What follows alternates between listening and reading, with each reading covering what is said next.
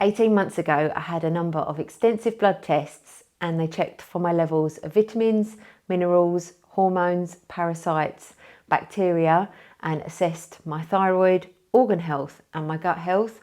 And despite me living what I thought was a healthy life, I felt unwell. My physical and mental energy was low. I had headaches every day, irregular periods with dreadful PMT. I had brain fog, stomach issues, and I suffered with depression.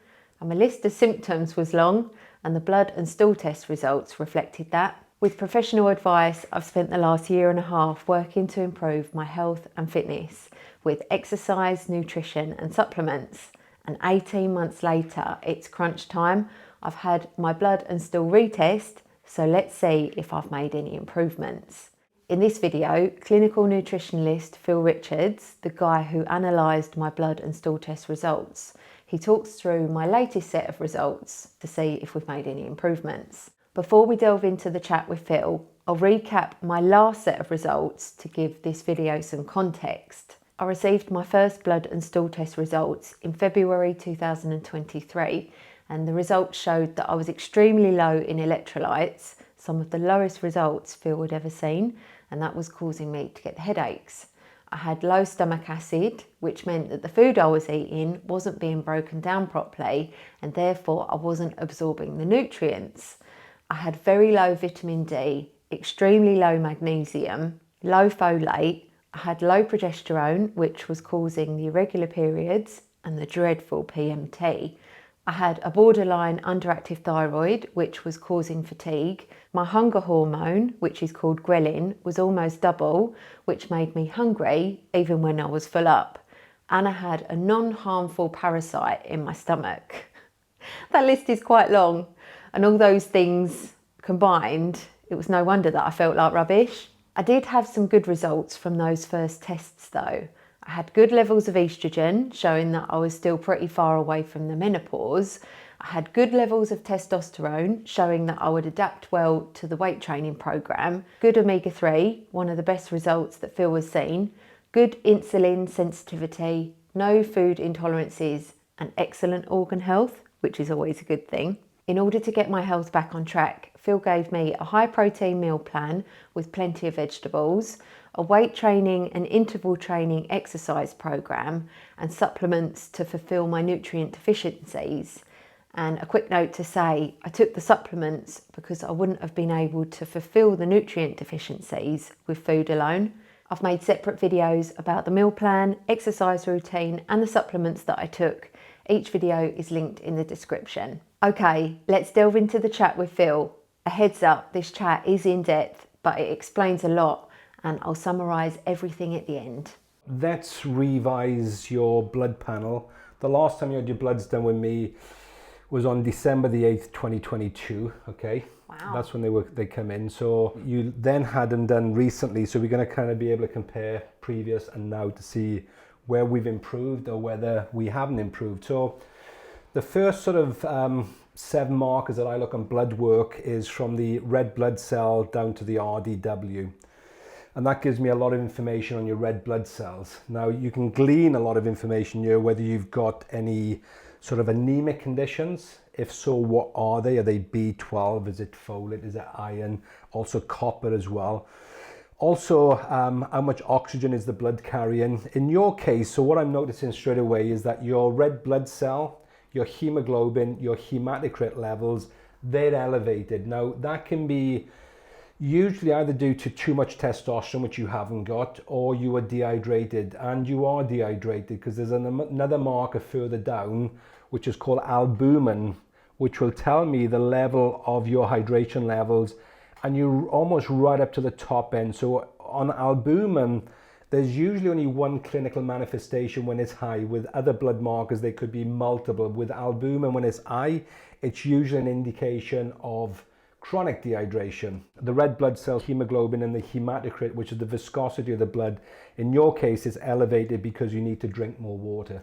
Okay?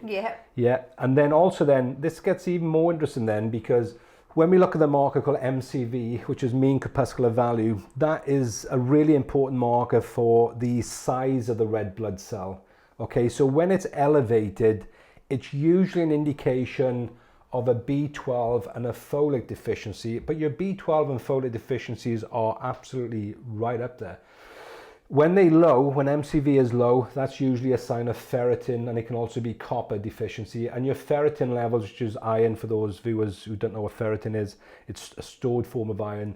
Your ferritin levels have gone up since last time as well. So why is MCV so elevated? I believe because you're struggling probably to absorb it. That's why I'm such a huge fan of lithium, okay? And I would ensure that you're taking the optimum dose, if there is an optimum dose from my research. Lithium helps to absorb B12 and folate, but it also has other incredible factors in the brain. So, and one of those is it increases something called brain-derived neurotrophic factor, which is like miracle growth for the brain. So it really enhances brain function.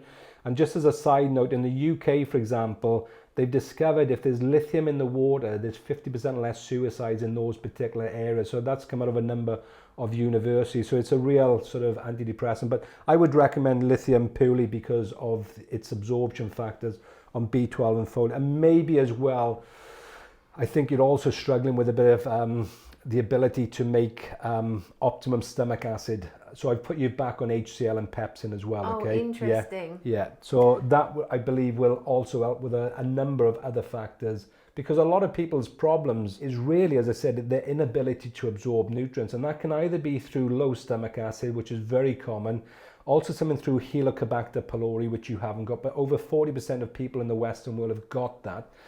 And that's a bacteria that eats away at the stomach lining. I see it all the time, you know, when I do the stool testing, and that then prevents stomach acid from being produced, or can inhibit it, and also the ability to absorb B12 as well. Now, the interesting thing with this panel is I also look at a marker called LPPLA2, which is called lipoprotein phospholipase A2.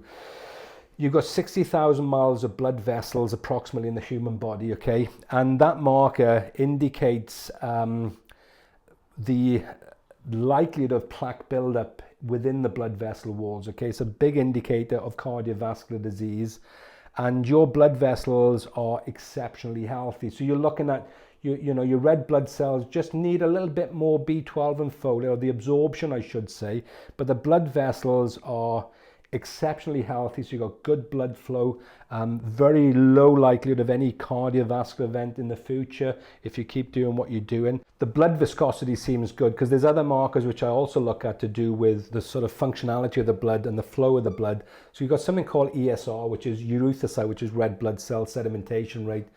And that can also indicate, if that level is high, which I also see in a lot of people, it means like the blood is sticking together, okay? So, and that can also be a sign of inflammation. And there's another marker then, which is a bit like D-dimer, but functions a bit differently, where you got something called fibrinogen. And your fibrinogen levels, which is also, when that starts to go really high, is an indication as well that the blood is starting to clot as well, okay? It becomes sticky. I see this again in really sick people.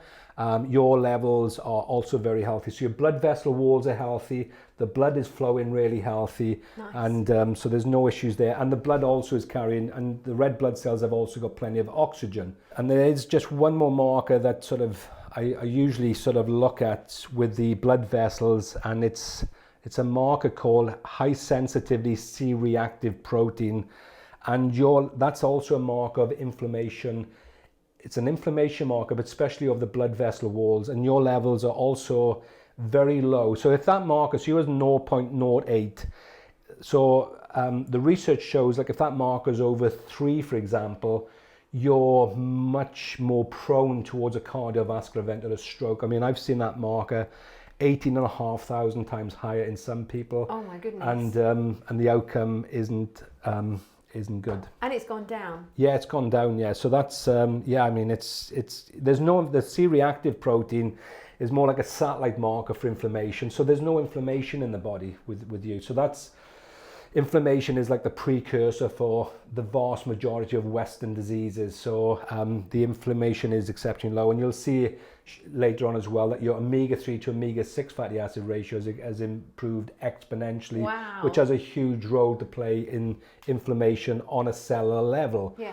Okay, so as we come further down then, we start looking at your white blood cells. Okay, so we can get a lot of information from white blood cells. So it seems that your immune system has improved quite a bit since we last looked at your bloods. So when we start coming down, then we start looking at things like then your glucose levels, your hemoglobin A1C. There's something called estimated average glucose.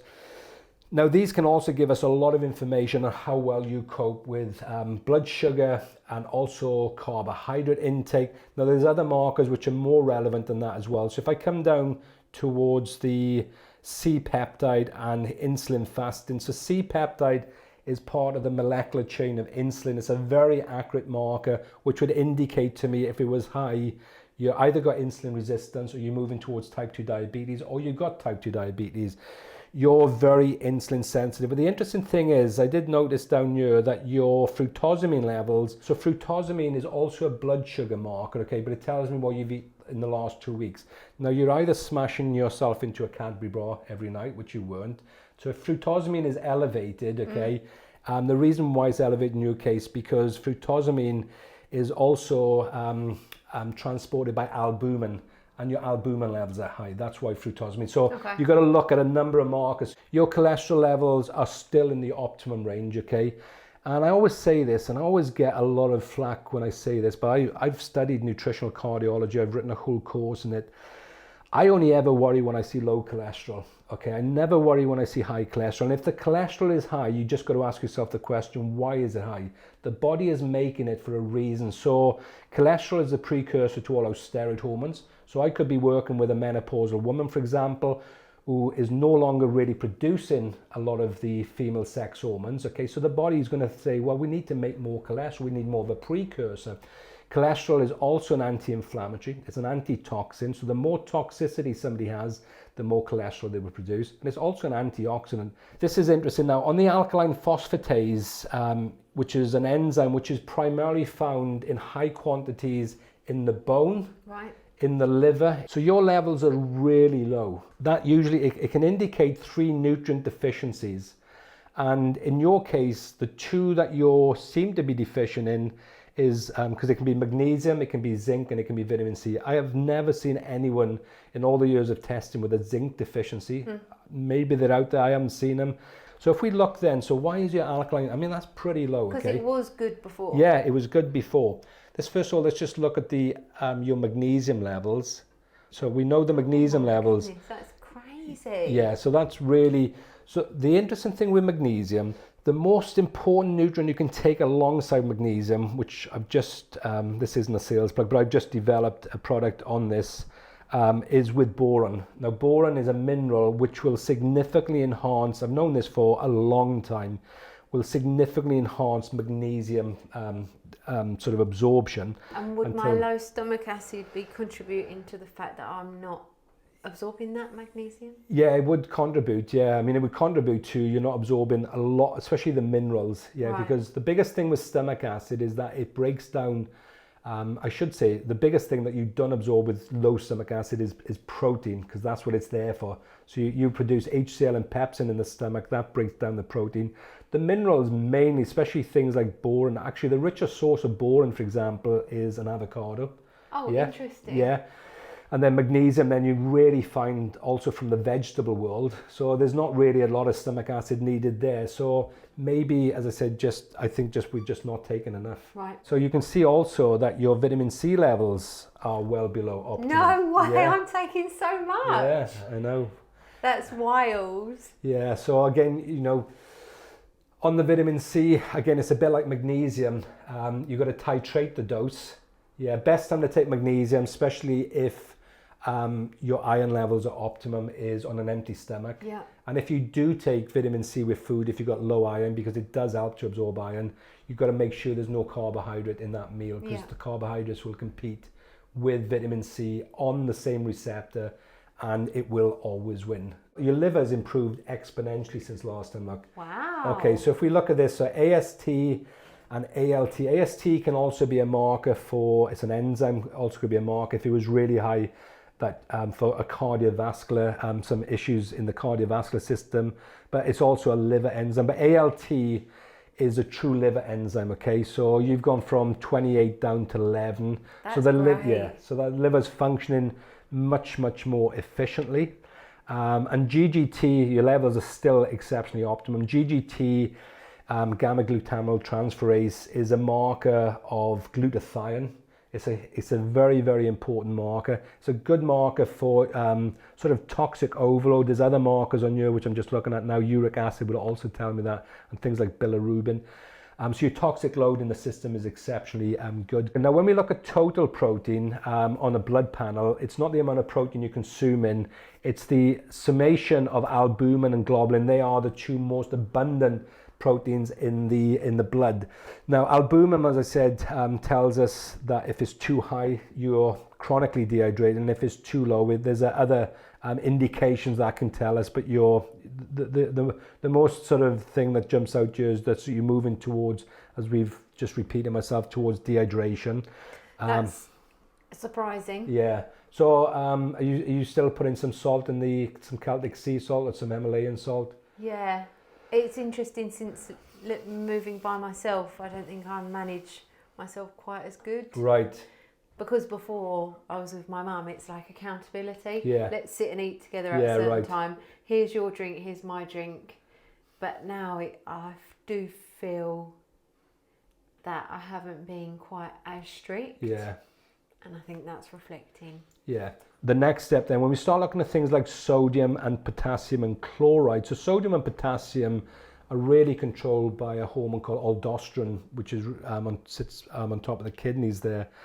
So that's why I believe, I mean, your sodium levels were just below optimum last time, but literally by a fraction. Usually when sodium is low, it's not so much that you're not consuming enough sodium. It could be, but that's not the case with you. It could be just an indication of what would be known as a bit of an adrenal insufficiency. And there's other markers further down which sort of indicates that, but it certainly isn't of any concern whatsoever. Your potassium has improved exponentially. Chloride is just below optimum, but again, well within the medical system's range. So we need chloride for hydrochloric acid production. So the other nutrient that's needed for that as well is zinc, and also thiamine as well, B1. So there's 3 nutrients. But I think you did really well last time on HCl and pepsin. I did, yeah. Yeah, and I would put you back on that. And you should find as well, as a side effect of that you should have to be able to build muscle more efficiently as well. So a lot of people can't build muscle because they can't absorb, digest and assimilate food. And then after that, then it's usually a hormonal signaling issue as well. But I always look at the GI tract when people struggle to build muscle tissue, and they could be eating a great diet, taking a lot of supplements, but they're just simply not absorbing them. Okay. And so that's one thing I would recommend for you. Okay, then we start looking at then things like urea, creatinine, and something called EGFR, which is estimated glomerular filtration rate. They first of all are also kidney markers. Okay, so you can get a good indication on this. If we look at last time, your urea, which is also a protein marker, okay, how much protein you're consuming. Urea is a waste product of protein within the liver, and you're consuming a lot more protein this time. Okay, Loads more. Yeah, so you were literally malnourished last time. Yeah, yeah. I mean, Still makes me laugh. yeah. You were a skinny, fat, malnourished chick, yeah, and now like you're not malnourished. And if you look, this is an interesting and if you look as well, the interesting thing last time as well, the creatinine levels, which can also be an indication of muscle mass tissue as well, was also exceptionally low. Yeah. I mean, you were just like and now that's gone up quite a bit, so you're definitely building more muscle tissue. Great. Okay, and then and the kidneys are functioning well, so your liver's functioning well. Your kidneys are functioning, so these are elimination pathways as well, so it's important these pathways function optimally, so for detoxification. So the creatine kinase levels was a bit below optimum, and that's creatine kinase is an enzyme that adds a phosphate group onto creatine to make it creatine phosphate, okay? So that becomes a stable form of energy storage within the cell. And the cell needs obviously a certain amount of energy reserve so it can function more optimally. You can see that low sometimes in if somebody's not consuming enough protein, so we can see that if somebody's not doing any exercise, you are. If somebody has got exceptionally low muscle mass, you haven't.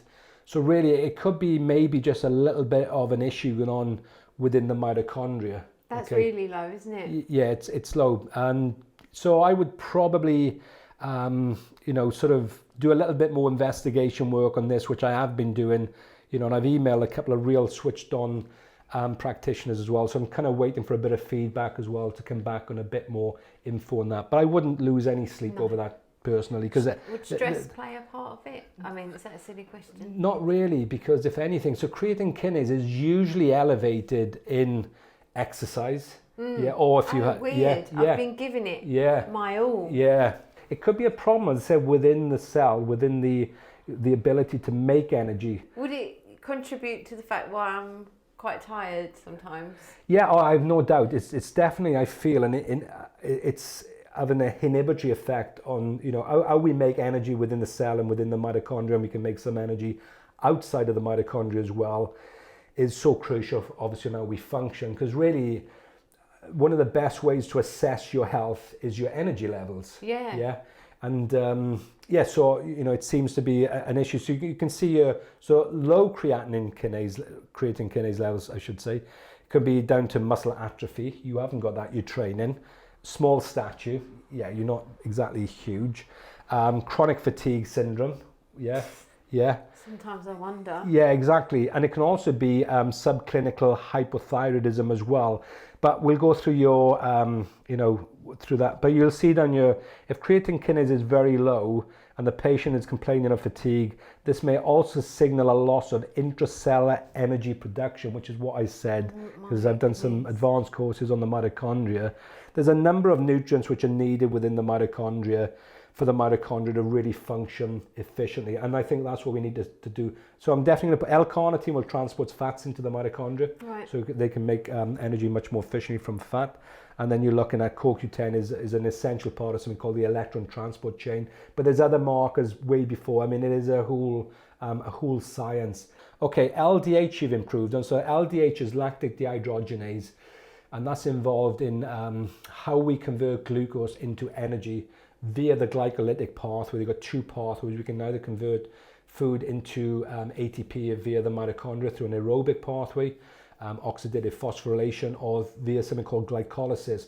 If LDH is low, which it was with you last time, that's because you were doing all the fasting, but you were doing intermittent fasting. And as I said, over a period of time, you were hypoglycemia, so low blood sugar, but also your ghrelin levels were really high, which we couldn't test in this because the lab has stopped doing it, which then is the hunger hormone, but it's much more than that. Like I said in the previous video, ghrelin also makes you much more efficient at storing fat. Right. So you've got to know when to fast and how to use it in your regime if you want fasting to be of benefit. Now we're starting to get into things like something called an iron gap. An iron gap is an indication on the levels of your pH sort of levels, okay? So it's slightly up there. So at the moment you're too acidic, and I think that also is an indication of your dehydration levels. Okay. So now we get to the thyroid.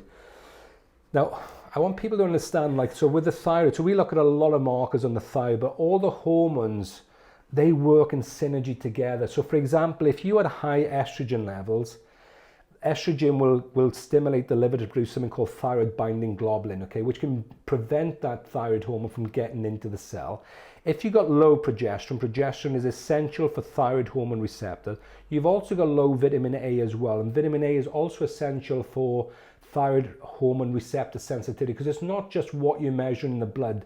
You've got to look at what the other hormones are doing, how they can inhibit the function, but also what's going on a cellular level, on a receptor level, okay? So with your thyroid, so this has improved, but the interesting thing with your thyroid, this is where you need to be well read on the thyroid. So your TSH levels, the thyroid stimulating hormone, that's come down, okay? So what that means is the brain is not panicking to send the thyroid stimulating hormone to the thyroid, because the thyroid's making plenty of thyroid hormone, and we'll see that now. So you've improved. If you look at your T4 levels, your total T4 and your T4 free, you've gone from 15 to 24. You're producing plenty of T4. Now what T4 is, it's an inactive form of thyroid. Okay, so it's a pro-hormone which needs to be converted into T3, which is the primary active form of thyroid. And T3 really is the driver of metabolism. It has a huge effect on the mitochondria and also on red blood cell production as well. You get a lot of people today with anemia who have got low thyroid because the body needs to be at a certain temperature for the bone marrow to make healthy red blood cells. So the thyroid plays a huge part in that. So you're struggling with converting T4 to T3. Now, over 60% of that conversion takes place in your liver. There's nothing wrong with your liver, okay, so we know it's not there. Another 20% in the bowels. The bowel bacteria with you is also exceptionally good. There's no issues there. So then you're looking at two nutrients then, okay? So for T4 to be converted into T3, you're then looking at selenium, which you're low in. Right. Yeah, which I'll show you in a second. You're also low in magnesium. Right. Okay, so that's why you're not converting. So again, there's plenty of thyroid in the bloodstream, but there's not enough of the active version of the thyroid. And then, as I said, what you're low in as well is vitamin A, which is crucial for thyroid hormone receptors. So you'll soon find out a couple of simple adjustments to the diet and the supplement plan, then things are going to start to run a lot smoother, okay? Would you say that I'm still underactive? You're under converting now, so you were nice. Yeah. Do you know what day into your cycle you were roughly on the? I did it precisely on day 21. Okay, right. Okay, so that's brilliant. Okay, this is where your hormones now are really starting to come back into sync. Okay. And I'll take this opportunity to say, this is the first time in all my adult life that I've had a regular period. Yeah, right. Which is bizarre. Yeah. Considering I started age 15 and now I'm 42. So the interesting thing now then, so day 21, this is almost a perfect profile, okay?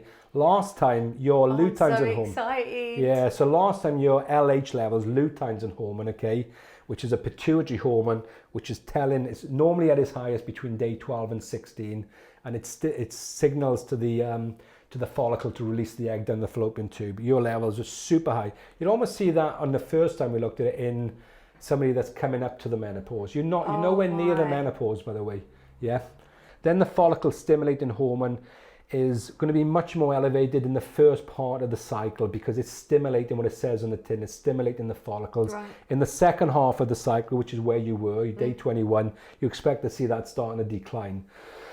Okay, then the progesterone then. So progesterone should start to elevate much more in the second half of the cycle, okay? Because what happened is when the follicle releases the egg down the fallopian tube, it gets converted into something called the corpus luteum, and that then becomes the progesterone manufacturing factory, okay? That produces the progesterone. So that is so important. And you're starting to get really up there, but your levels are still below optimum, but not massively. And that's why I'm a huge proponent, if you need it, in bioidentical progesterone. But the one that I recommend, as you know, is the one that you rub into your gums. Now, the interesting thing as well this time, which we haven't mentioned, because if we look at your estrogen this time, it's much lower in a healthy way than last time. So you were very estrogen dominant last time. Okay, so you were 4-to-1 progesterone to estrogen. A lady your age should be around, there are some conflicting research, but a minimum of 50-to-1 progesterone to estrogen. And that's exactly where you are now. Wow. You're 50-to-1, literally bang on the money. So that's because so many women today are chronically estrogen dominant, and estrogen dominant is the perfect environment for obesity and cancer. As alarming as that sounds, I know, because I've just unfortunately done the research on it. So you want to make sure that progesterone to estrogen ratio, depending on your age, is much more in favor of progesterone. So your testosterone levels are normal. In fact, they're a little bit high. That's why the SHBG is a little bit elevated, because the body's saying, hold on, we don't want to grow a beard yet. Yeah, get a few cheekies. Yeah, exactly, because so the SHBG is trying to prevent that as well. So DHEA, dihydroepiandrosterone, is the most abundant steroid hormone that we produce.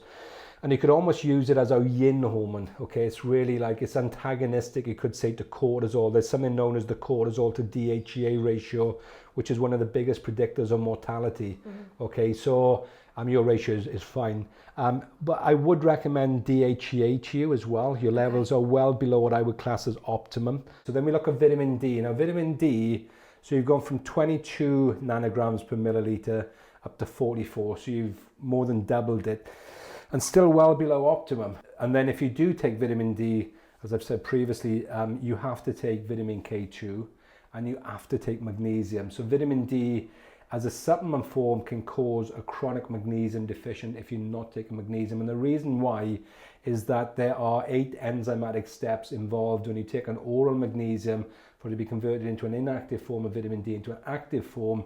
And every single step, which are the 8 steps, are completely reliant on magnesium. Right. So it's very easy, the point I'm trying to make here, it's very easy to have a magnesium deficiency if you take a high dose vitamin D. The interesting thing is now, back on the hormones, which I should have gone to when we were looking at the female's hormone, is your pregnenolone levels. And pregnenolone can be converted into any of the other steroid hormones, things like cortisol, androstenedione, DHEA, estrogen, progesterone, etc. Females and males, but females in particular, from the age of 35, you're going to find the primary hormones that start to decline at that age is pregnenolone and progesterone.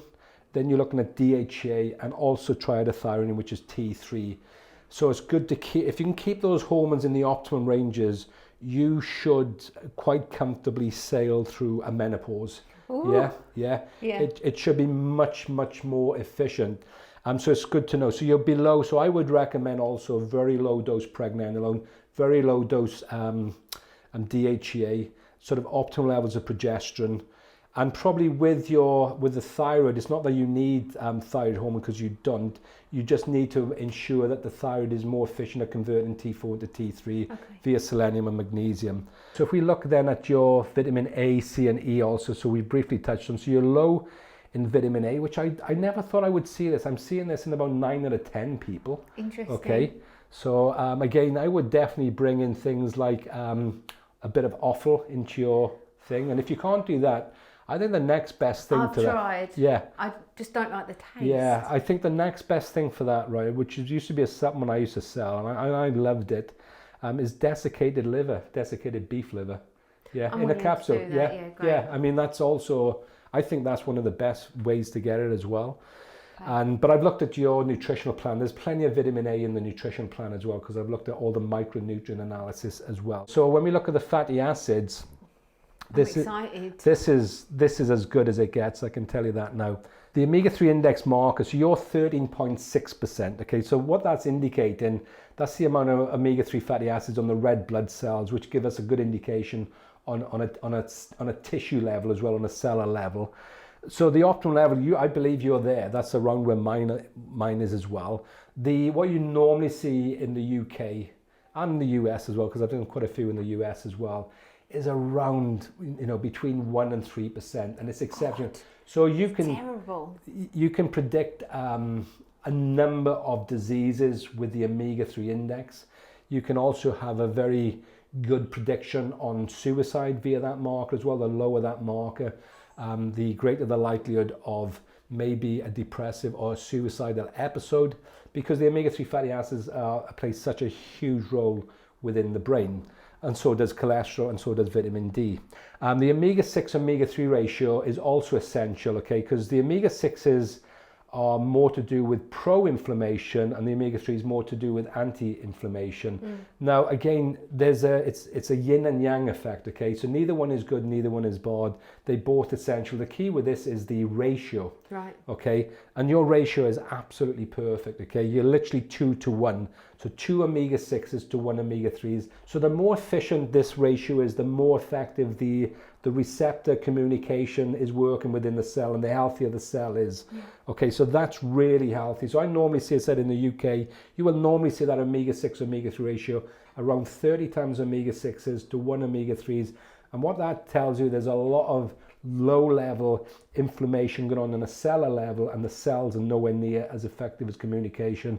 And when you have a breakdown of communication within cells, you usually find disease will always manifest itself over a period of time. Right. So that's really good. And then when we start looking then at the gastrointestinal markers, so you're looking at beta defensin 1 and the secretory immunoglobulin A.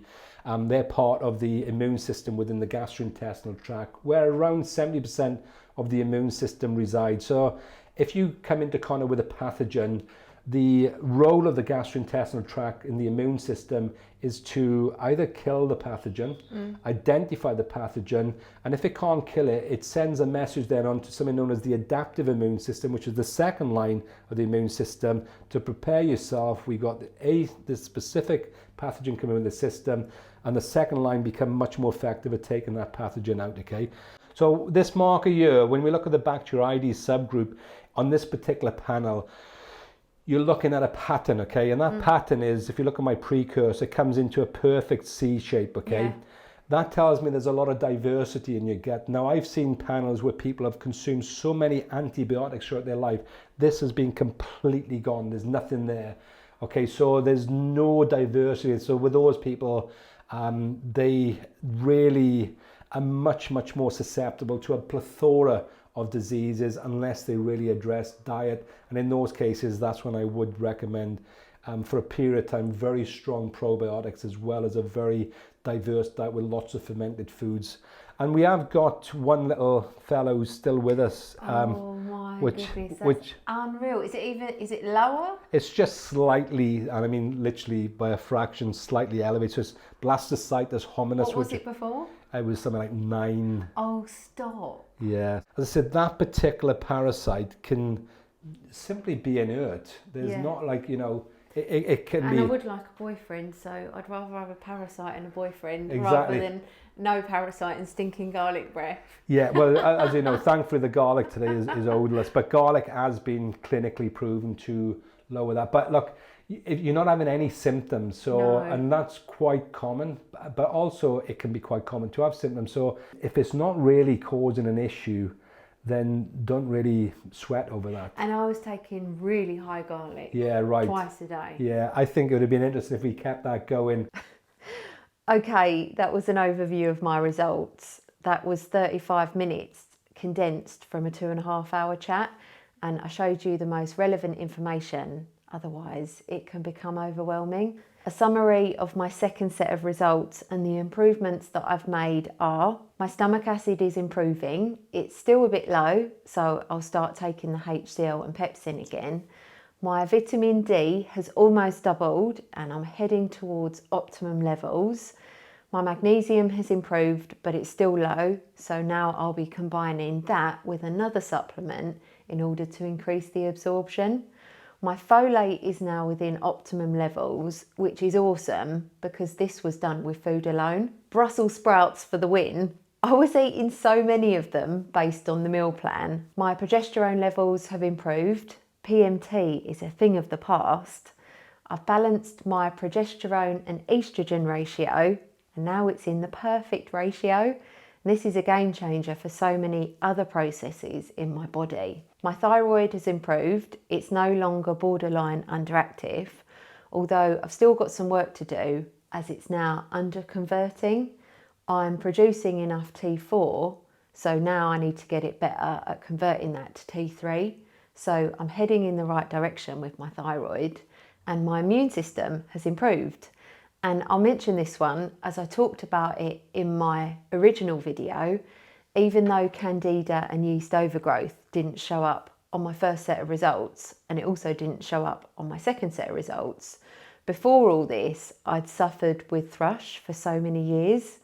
I mean, about 14 years, and it made me really sad, and I no longer get that, which is a miracle to me. And I expect this is because of the meal plan. The meal plan that I've been on for the last 1.5 years is incredible. And the not so good stuff that came back from these tests and the things that I'm going to continue working on are many markers in these tests showed that I'm dehydrated. So I'll drink more water with electrolytes, and I'm sure that this will help all of the cells in my body function better, and it will then hopefully have a knock-on effect and improve some of the other things. My alkaline phosphatase is low. We're working on that one. I've got low creatine kinase, which has something to do with the energy in my cells and the mitochondria. Phil's sussing that one out. And I've still got the parasite, even though it's not causing me any issues. Let's see if I can get rid of that with some natural supplements. To recap on my previous symptoms and how I'm feeling now, my physical and mental energy has improved massively. It's like I'm a different person. There are some days where I still get very tired, but I think that's to do with me not being very good at managing myself sometimes. I no longer get headaches. My periods are now regular and I don't get any PMT, which is wild to me. And a side note, I haven't had regular periods for about 12 years.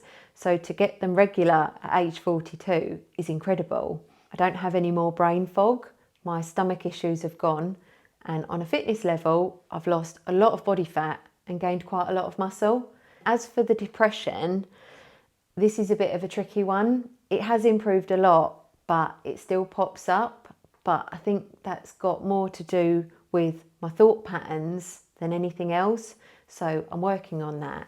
And I think that's a video for another time. Through doing these blood tests and following the health plans, I honestly feel like a different person.